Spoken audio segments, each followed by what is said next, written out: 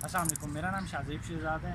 इस्लामाबाद के sector G7 में जितना ये आप पीछे देख रहे हैं खोखे बने हुए हैं, तकरीबन ये 1982 से कायमशुदा हैं। और ये जो छोटे छोटे खोखे थे उस वक्त बनाए गए थे। उस वक्त तकरीबन तमाम जो रिहायशी लोग हैं इनको छोटी मोटी अशिया फराहम की जाती हैं।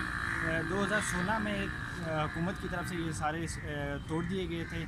उस वक्त हुकूमत ने ये डिसाइड किया था, नेशनल असम्बली में भी जो फैसला हुआ था कि इन जो तमाम खोखे तोड़े गए हैं इनको जो इनका नुकसान हुआ है वो भी पूरा किया जाएगा और इनको लाइसेंस दिए जाएंगे।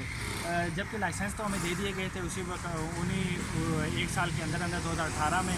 लेकिन जो उस वक्त हम लोगों ने लाइसेंस की मद में 16,800 और सिक्योरिटी फ़ीस 18,000 जमा करवाई थी, जो उसके बाद मंथली 6,000 रुपये CDA को पे हो रहा था। लेकिन अब 2 दिन पहले जब हाई कोर्ट का फ़ैसला आया उसमें उन्होंने मेरे इस्लामाबाद को इख्तियार दिया था कि वो इन खोखों को डिमोलिश करें या ना करें। अगर मैं आपका एक तवज्जो आपकी एक तरफ दिलाना चाहूँ उसमें ये है कि ये इस्लामाबाद में तकरीबन इस वक्त 485 खोखे हैं। ये सिर्फ 485 खोखे नहीं है, 485 ख़ानदान पाल रहे हैं।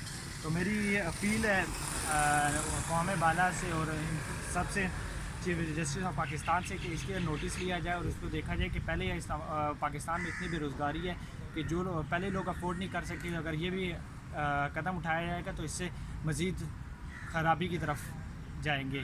शुक्रिया।